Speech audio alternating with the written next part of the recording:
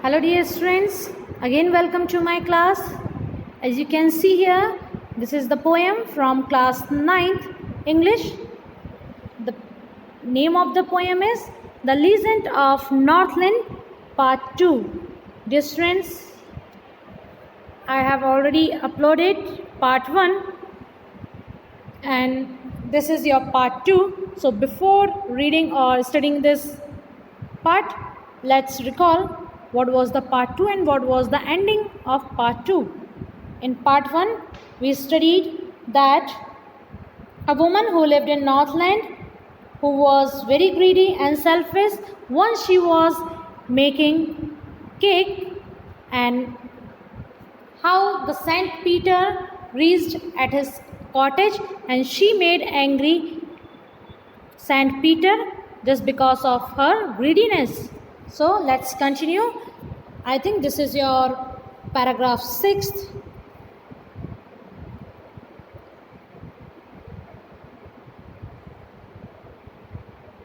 So for your convenience, please open the book. Let's continue from here.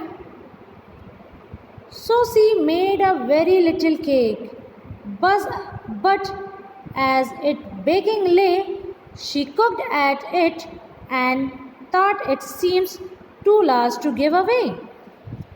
देखिए क्या हुआ था,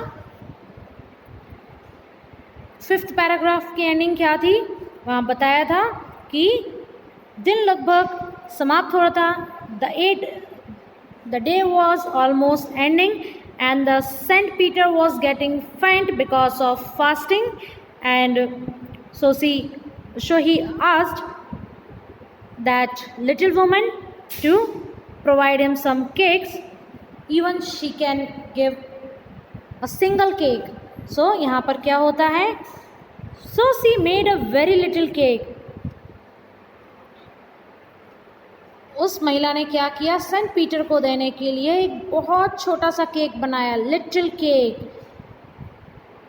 बट एज इट बेकिंग ले, लेकिन जब ये केक बेक हो रहा था, पक रहा था, she looked at it and thought it seems too large to give away. लेकिन जब ये केक पक रहा था तो उस लिटिल वुमेन के मन में क्या बातें आने लगी कि भाई ये केक तो देने के लिए फिर भी मैंने बहुत बड़ा बना दिया, इतना बड़ा केक मुझे देना नहीं चाहिए, और बहुत सारी बातें उसके मन में चलने लगी. चलिए नेक्स्ट पैराग्राफ पढ़ते हैं. Let's see what happened there. Therefore she needed another and still a smaller one. देखिए वो महिला कितनी कंजूस थी. नीटेड अनदर, इट मीन्स उस महिला ने क्या किया, आटा गूंथा और पहले से भी छोटा केक बनाया. स्टिल अ स्मॉलर वन, पहले जो छोटा केक था अब उसने उससे भी छोटा केक बना दिया. But it looked when she turned it over as large as the first had done. लेकिन जब उस महिला ने इस छोटे से केक को भी पकाने के लिए पलटा तो ये केक उस महिला को कैसा दिखाई देने लगा, as large as the first had done. वो जो पहला केक था पकने के बाद, ये जो दूसरा केक था पकने के बाद उस पहले केक की तरह ही बड़ा दिखाई देने लगा. चलिए नेक्स्ट पैराग्राफ पढ़ते हैं.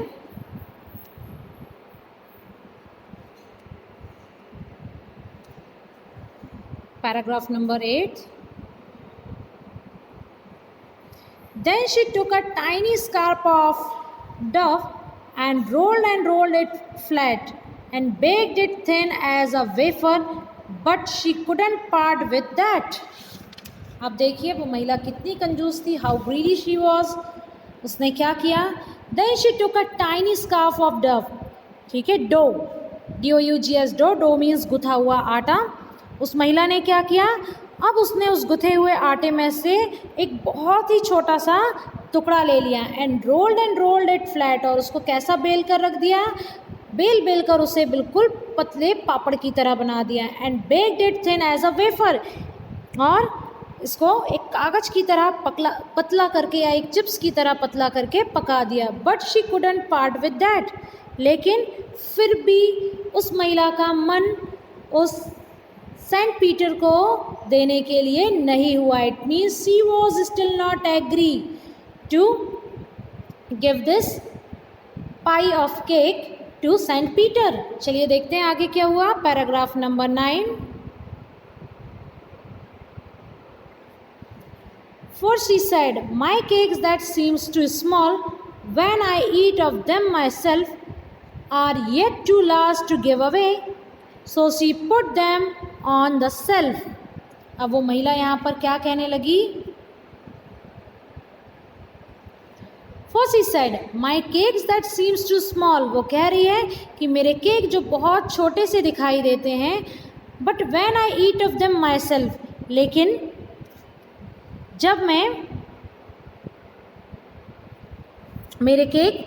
उन्हें खाती हूँ तो वे इतने छोटे लगते हैं, परंतु जब मैं दूसरों को देती हूँ तो वो मुझे कैसे दिखाई देते हैं, बड़े दिखाई देते हैं. देखिए इन लाइंस को ध्यान से पढ़िए. Are yet too last to give away. खाने पर छोटे दिखाई देते हैं, लेकिन किसी को देना है तो वो कैसे दिखाई देते हैं, बड़े. So she put them on the shelf. इसलिए उसने उस छोटे से केक के टुकड़े को, जिसे उसने बेल कर पापड़ की तरह बना दिया था, उसको उठाकर भी कहाँ रख दिया, ऊपर शेल्फ में रख दिया. चलिए आगे पढ़ते हैं.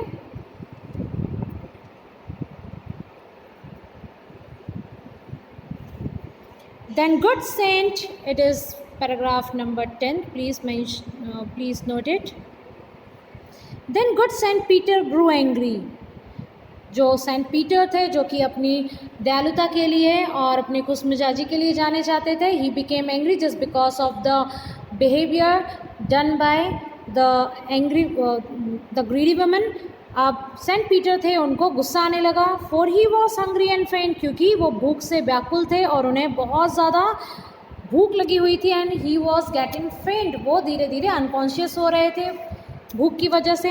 And surely such a woman was enough to provoke a saint, और एक ऐसी कंजूस महिला ही काफ़ी थी सेंट पीटर को गुस्सा दिलाने के लिए. ठीक है, चलिए पैराग्राफ 11 में आ जाते हैं. And he said you are far too selfish. चूँकि सेंट पीटर अपनी गुडनेस के लिए जाने जाते थे, काइंडनेस के लिए, इसलिए उन्होंने ऐसे वर्ड आज तक कभी किसी को नहीं बोले, लेकिन मजबूर होकर this time he uses such word. वो क्या कह रहे हैं यहाँ पर, you are far too selfish. उन्होंने कहा कि तुम बहुत ज़्यादा स्वार्थी हो. To dwell in a human form, एक मानव शरीर में रहने के लिए तुम बिल्कुल भी लायक नहीं हो, और एक मानव शरीर में रहने के बाद भी तुम क्या हो, सबसे ज़्यादा लालची हो, सेल्फिश हो. To have both food and shelter, तुम्हारे पास क्या है, रहने के लिए जगह भी है और खाने के लिए फूड भी है. And fire to keep you warm, और तुम्हारे पास क्या है, खुद को गर्म रखने के लिए एक अंगीठी भी है, गर्माहट भी है, आग भी है. ठीक है, चलिए आगे पढ़ते हैं.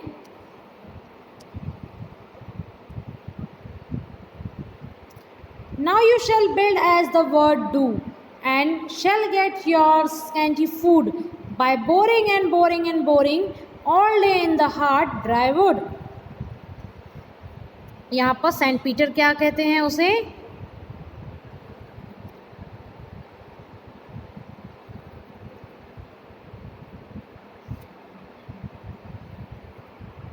Paragraph 12. Now you shall build as the bird do. उन्होंने क्या कहा, अब सेंट पीटर जो संत महात्मा थे, उन्हें बहुत ज़्यादा गुस्सा आ जाता है, तो वो क्या कर देते हैं, he started cursing that woman. वो उसे अभिशाप देना शुरू कर देते हैं. और क्या अभिशाप देते हैं उसे, now you shall build as the word do. अब तुम अपना घर पक्षियों की तरह बनाओगी, तिनके को जोड़ जोड़ करके. And shall get your scanty food, और क्या करोगी, और तुम भी अपना भोजन थोड़ा थोड़ा करके ढूंढोगी पक्षियों की तरह. By boring and boring and boring all day in the hard dry wood, और पूरे दिन अपने उस घोंसले में दिन भर सख्त और सूखी लकड़ी में सुराख कर करके तुम क्या करोगी, प्राप्त करोगी. तुम्हारा पूरा दिन इसी तरीके से बोरिंग होगा. ठीक है, let's continue the paragraph 13. Then up she went through the chimney never speaking a word. उस महिला ने क्या किया, तब वह एक शब्द भी ना बोलते हुए चिमनी के ऊपर चली गई. And out of the tuft flew a woodpecker, for she was changed to a bird. और क्या हुआ, चिमनी के ऊपर जाकर के जहाँ से वो धुआं निकल रहा था केक्स को पकाने के लिए, एक कटफोड़वा था जो वुड कटर था, वो उड़ जाता है, क्योंकि अब वह जो महिला थी वो सेंट पीटर के श्राप की वजह से क्या बन गई थी, अब वुड पिकर, पक्षी बन गई थी. ठीक है, चलिए देखते हैं.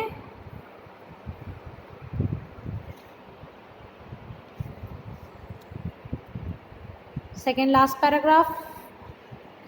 She had a scarlet cap on her head. उसके सर पर scarlet, scarlet means dark red, गहरे लाल रंग की कैप थी उस महिला के सर पर, एक पक्षी के रूप में. Now she has turn into a bird just because of the cursing of that Saint Peter, and that was left the same. और वह वैसी की वैसी ही रही. But all the rest of her clothes were burnt black as a coal in the flame. लेकिन उसके जो बाकी कपड़े थे वो कैसे हो गए थे, आग में जलने की वजह से कोयले की तरह काले हो गए थे. Black as a coal in the flame, flame आँच, ठीक है, लपट, आग की लपटें. चलिए नेक्स्ट पैराग्राफ देखते हैं. Last paragraph dear student, this is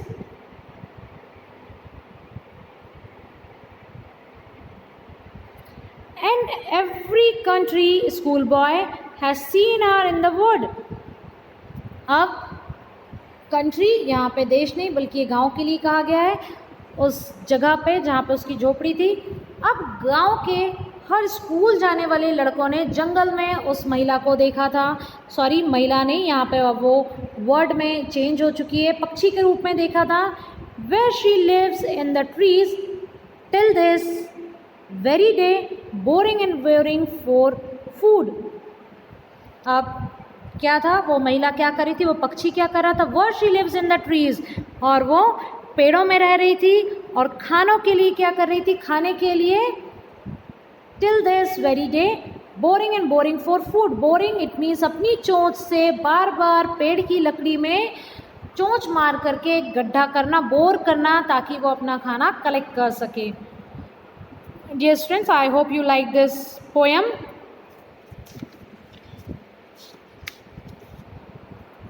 At the end, we can say that the story may or may not be true, but it has a message. And what is the message?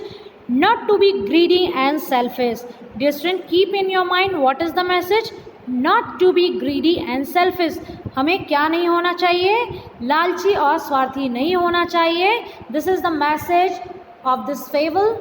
So dear students, I am just closing my video here. Thank you.